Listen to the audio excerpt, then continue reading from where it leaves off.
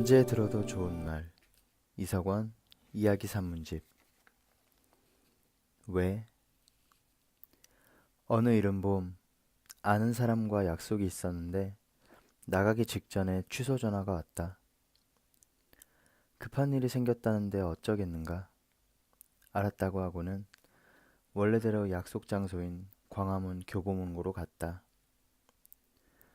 기왕에 나가려던 것 혼자 서점에서 시간이나 때우다 올 요량이었다. 그런데 거기에서 그 친구를 본 것이다.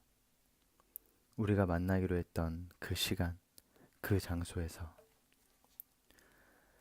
나는 나도 모르게 기둥 뒤에 숨어 몰래 그를 지켜보았다. 혼자였고 느긋하게 책을 고르는 봄이 다른 약속이나 급한 일이 있는 것 같진 않았다. 어떻게 된 거지? 나는 이내 지하 주차장으로 발길을 돌렸는데 왜 내가 자리를 피하고 있는 건지는 알 수 없었지만 어쨌거나 껄끄러운 상황이 생기는 건 싫었다. 이미 내 마음은 껄끄러진 뒤였지만 친구는 아니나 그저 지인이라기엔 개인적인 교분이 꽤 있던 사이였다. 여느 때처럼 서점에서 만나 밥도 먹고 차도 한잔 하기로 했는데 이런 일이 생긴 거다. 어쩜 별 이유 없이 혼자 있고 싶어서 그런 건지도 모른다. 언제 들어도 좋은 말. 이석원 이야기 산문집. 왜?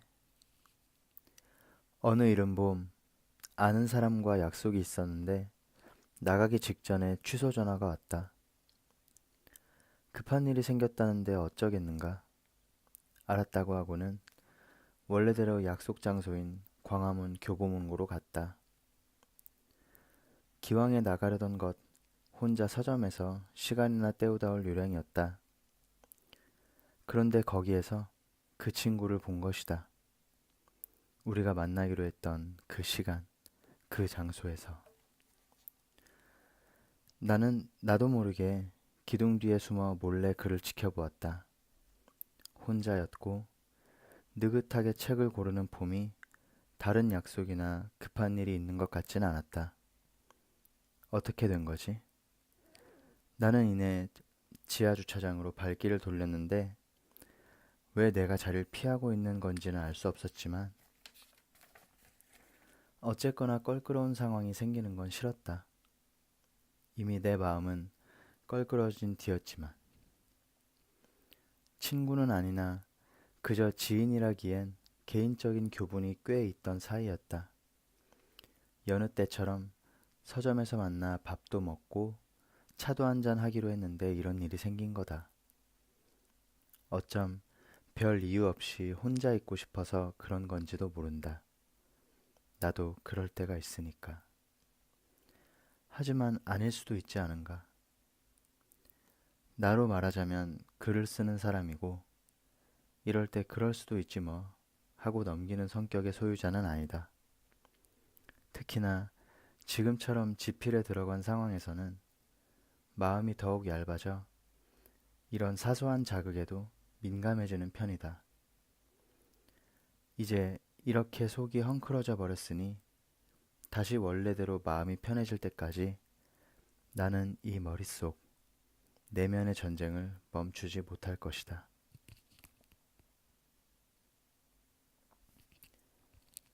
방어적 인간.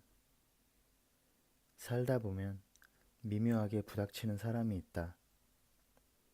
웃고 인사하고 잘 지내던 사람이 어느 날부턴가 대하는 게 뭔가 트릿하고 낌새 이상하고 그런 거.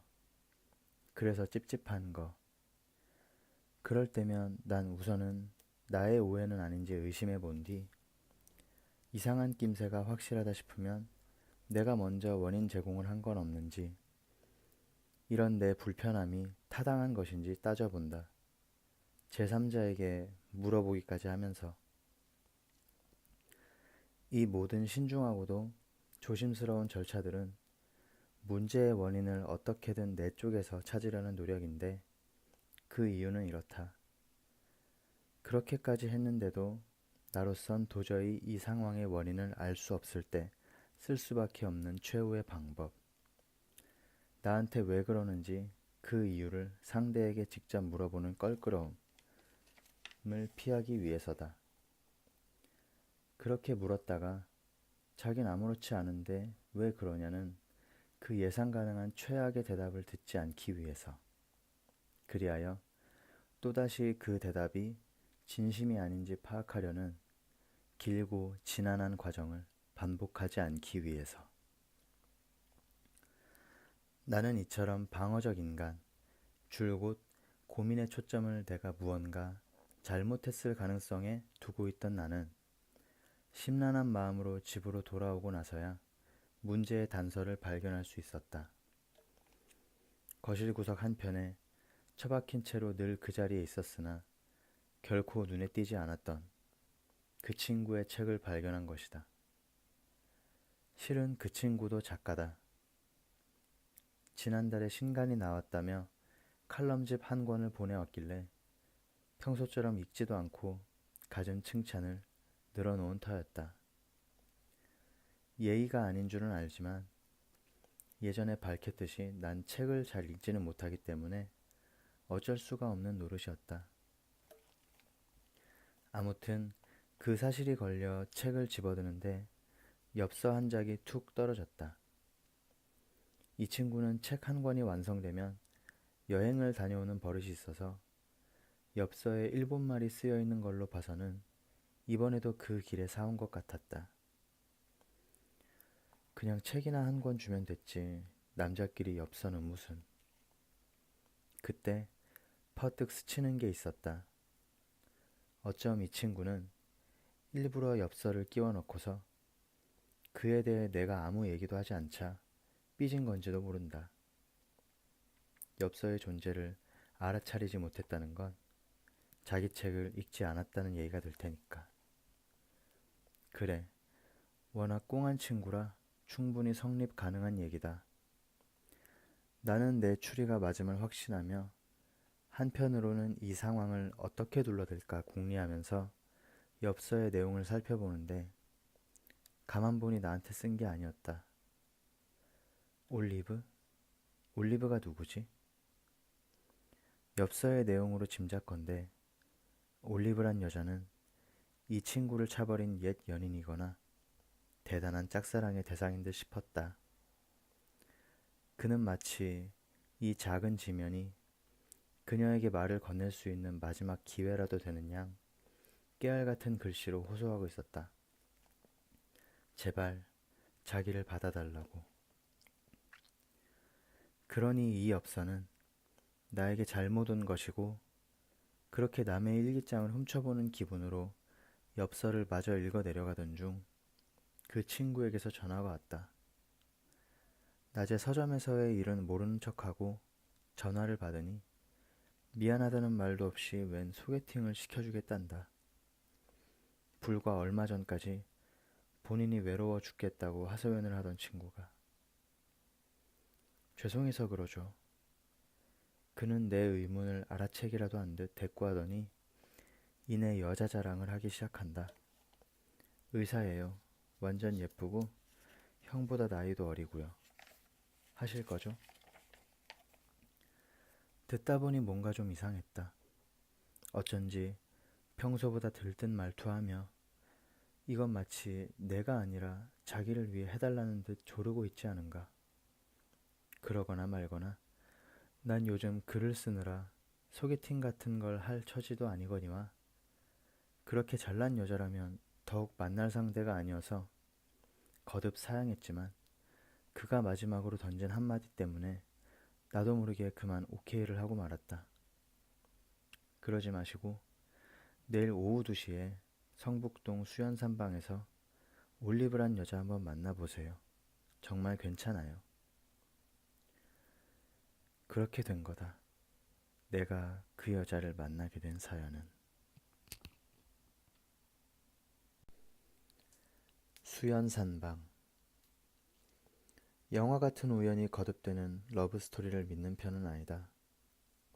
인연은 기적이 아니라 노력의 산물이라 생각하는 편이라서. 하지만 오늘 소개팅을 하러 가는 이 수연산방이라는 찻집엔 나도 시시한 추억이 하나 있다.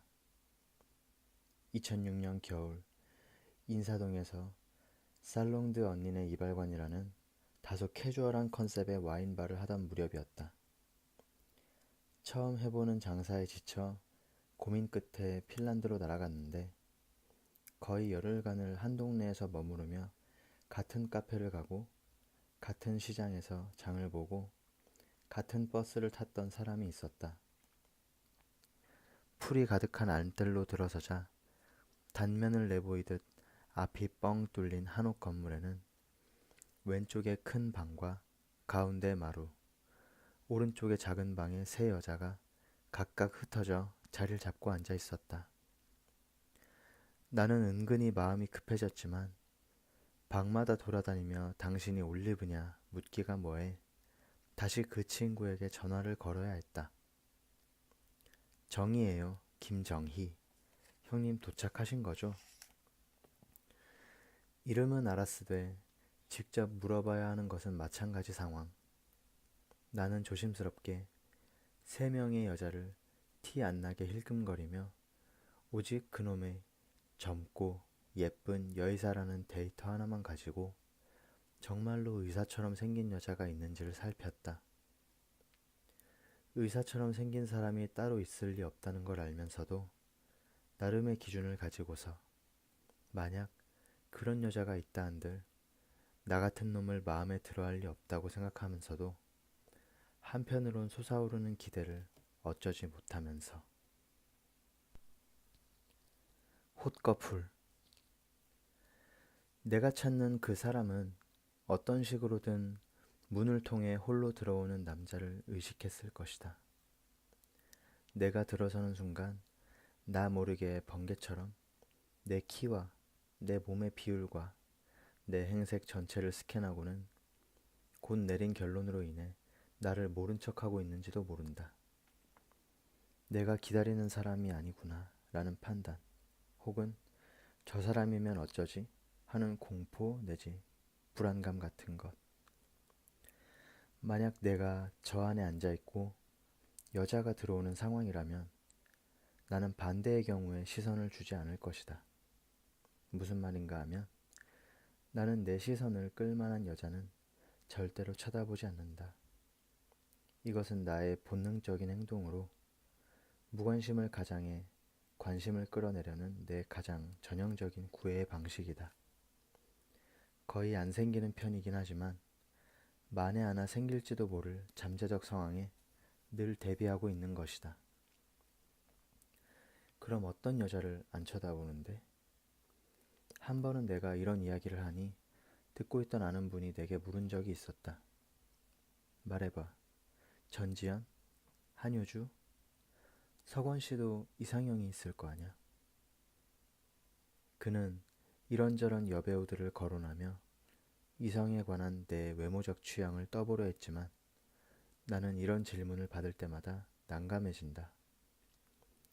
이상형 같은 걸 정해둘 수 없었던 것이 나는 예쁜 여자보다는 결점이 없는 여자가 더 좋기 때문이다. 결점이 없는 여자라니. 그럼 완벽한 사람을 원한다는 거네. 나는 손사래를 치며 곧바로 이 흔한 오해를 바로잡았다. 완벽한 것과 결점이 없는 것은 엄연히 다른 것이므로. 에이, 그게 그거지. 그분은 내가 주저넘게 까다롭다고 생각하는 눈치였지만 사실 그건 내가 결점이 많은 탓에 어쩔 수 없이 형성된 일종의 방어 기제였다. 나는 외모 컴플렉스가 몹시 심한 편이어서 상대의 결점에 도리어 내 콤플렉스가 자극받는 전형적인 타입이다. 계약직이 계약직 무시하고 키 작은 사람이 남 키 작은 거 못 봐 넘기는 그런 경우랄까? 그래서 난 평생 예쁘다는 말 한 번 못 들어봤어도 다리가 편하게 휘거나 팔뚝에 커다란 점이 없다면 그 사람을 좋아할 수 있다. 반대로 늘 예쁘다는 소리를 들을 만큼 어여쁜 이목구비를 가졌어도 대신 좁은 어깨에 머리가 큰 비율을 가졌다면 결코 그녀를 사랑까진 할 수 없는 것이다. 바보 같지만 이 나이 먹도록 극복되지 않았다. 알겠는데 그래도 특별히 끌리는 부분은 있을 거 아냐? 물론 있다. 하지만 그것도 어떻게 보면 비슷한 맥락이다. 주로 내가 가지지 못한 것이거나 내 상처와 관련된 것들. 어려서부터 내 진한 쌍꺼풀을 남자답지 못하다고 여겨왔던 나는 눈꺼풀이 한 겹인 여자만 만나면 사정없이 무너졌다. 전에 함께 살던 와이프도 원래는 호꺼풀이었는데 연애 시절 헤어졌다 다시 만났더니 그새 꺼풀을 두 겹으로 만들어 놓은 적이 있었다. 빌어먹을 송아지처럼 착해 보이는 눈이 늘 불만이었던 내게 상대의 호꺼풀이란 나는 가지지 못한 아름다움과 강함으로 인식되어져 왔기에 그런 멋진 눈을 멋대로 바꿔버린 그 애를 보며 난 얼마나 분노했던가. 내가 너를 왜 좋아했는데. 또 하나, 나는 남자들의 로망이라는 곱고 긴 생머리엔 일생 한 번도 감흥을 느껴본 적이 없다. 어릴 때나 지금이나 내 눈길을 사로잡는 여자들은 여지없이 단발머리들 뿐으로 그 연유에 대해서는 일종의 트라우마 때문이 아닐까 추측하고 있다. 태어나서 처음으로 이별의 아픔을 알게 해준, 처음으로 열렬한 연애 감정을 느끼고 사랑한다는 말 또한 처음으로 하고 들었던, 오리궁둥이처럼 짧고 두툼하고 귀여운 뒷머리를 가졌던, 잊을 수 없는 첫 키스를 나눴던, 죽을 때까지 이 마음이 계속되리라 믿었던 고등학교 때 나의 첫사랑. 그 애는 나를 떠남으로써 영원히 내 안에 남았고 그 뒤로 존재 자체가 트라우마가 되어 이렇게 평생을 짧은 머리 여자만 쫓아다니게 되었는지 모른다는 게 내 추론이다. 물론 그 추측이 맞는지 나로선 알 길이 없지만 아무튼 긴 머리를 좋아해 본 적은 한 번도 없다. 이미 사귀고 나서 상대가 머리를 기른 적은 있어도. 그래서 그렇게 결점이 없고 헛커플에 머리가 짧은 여자가 나타나면 석원 씨는 어떻게 하는데? 살피죠. 살핀다? 어디를? 저를 좋아할 만한 사람인지 아닌지를요. 나는 나를 좋아할 만한 사람만을 좋아한다. 참 지독히도 방어적인 연애 타입이지만 그래서 한 번도 짝사랑이란 걸 해본 적이 없다. 난 제 아무리 예쁘거나 매력이 있어도 애초부터 나랑 연결될 가능성이 없는 사람이면 본능적으로 마음이 아예 시작을 안 한다. 거절에서 비롯되는 상처로부터 나를 지키려는 것이다. 난 하지도 않는 음악을 한다고 거짓말을 해서 정말로 음악을 하게 되거나 한 번도 써본 적 없는 소설을 쓰고 있다고 거짓말을 해서 겁없이 그 판에 뛰어드는 무모함은 있어도 정작 사람과의 관계에 있어서만은 단 한 번도 그런 용기를 내어본 적이 없다. 왜 그런지는 모르겠지만 여기야. 잠시 쓸데없는 생각에 빠져있는 사이 가운데 마루에 앉은 여자의 일행인 듯한 남자가 나타났다. 시계를 보니 2시 5분. 이제 나도 결정을 해야 한다. 언제까지나 이대로 여자들을 힐끔거리며 이 흙바닥에 서 있을 순 없지 않은가. 나는 먼저 오른쪽 건넌방에 있는 여자에게 가보기로 했다. 어차피 둘 중 하나일 것이므로 특별히 근거가 있는 선택은 아니었다. 하얀색 스니커즈를 벗고 양말바람으로 마루에 올라 방으로 들어서니 기억보다 훨씬 작은 공간에 여자가 혼자 앉아 있었다. 저 혹시 김정희 씨? 내가 조심스럽게 말을 건네자 여자가 슬그머니 나를 돌아보는데 짧은 단발에 앙담은 입술이 야무져 보였다. 가까이 가서 보니 눈이 홑꺼풀이었다. 김정희. 이 여자는 김정희여야 한다. 나는 그녀가 그렇다고 해주길 바랐다. 왜냐하면 그녀는 단발머리에 눈은 헛꺼풀인데다 휘지도 흉터나 큰 점이 있지도 않은 종아리를 가졌기 때문이었다. 10원도 예쁜 얼굴은 아니지만 그런 건 중요하지 않았다. 코가 오뚝하다고 할 순 없었지만 그렇다고 나처럼 돼지코도 아니요. 아주 계란형은 아니지만 그렇다고 사각턱도 아닌 이 여자는 다시 말하지만 그래서 김정희여야 했다. 그 짧은 순간에 본능적으로 몸의 오감을 총동원해 처음 보는 낯선 존재를 살피며 나는 그녀의 대답을 기다렸다. 반듯한 이마와 잘 태운 구릿빛 얼굴, 엷은 회색 재킷에 목에는 화사한 보라색 스카프를 두른 이 여자가 김정희라면 얼마나 좋을까. 허리가 라코스테처럼 길어서 앉은 키가 큰 것도 아니요. 어깨가 좁아 머리가 실제보다 커 보이는 증상도 없는 그녀가 말이다. 혹 정말 김정희라 해도 넘어야 할 산은 많지만 일단은 김정희여야 산이든 강이든 넘을 것이었다. 이를테면 그녀가 김정희라 해도 나 또한 그녀의 마음에 들어야 한다는 점은 애초부터 해결 불가에 가까운 문제이긴 했다. 42살이라는 나이, 이혼남에 평균에 한참 못 미치는 외모와 안정적이지 못한 직업까지. 그런데도 이런 남자를 좋아하는 여자가 있다면 아마도 10,000명 중에 1명이나 가질 법한 특이한 취향의 소유자이거나 우리 누나 말 맞다나 모든 걸 가졌기 때문에 너 같은 놈도 한번 만나보려는 복에 겨운 사람 중 하나일 것이다.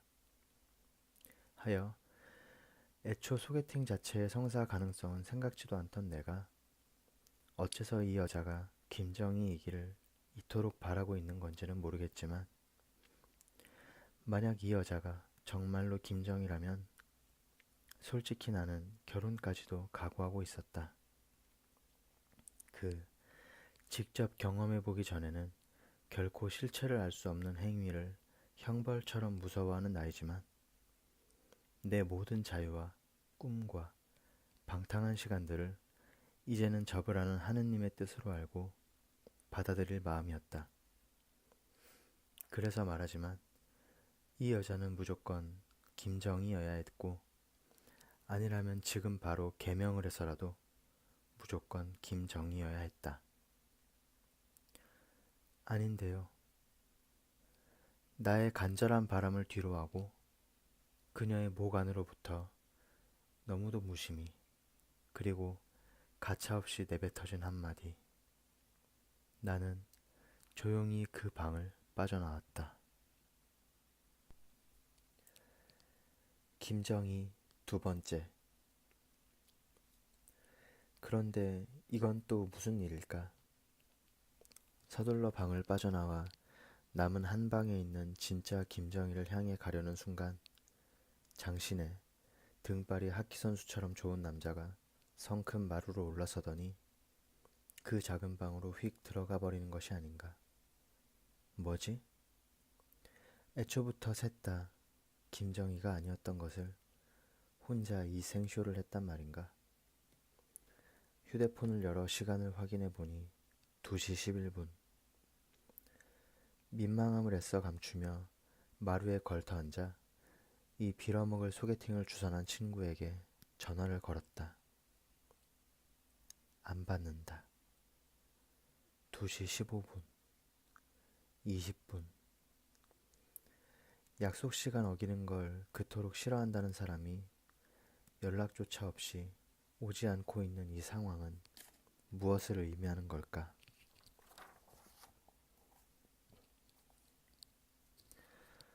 한 5분을 더 그러고 앉아있는데 뒤편 마루에 앉은 커플들로부터 하하호호 웃음꽃이 만발하더니 사랑에 쪽쪽 난리가 났다.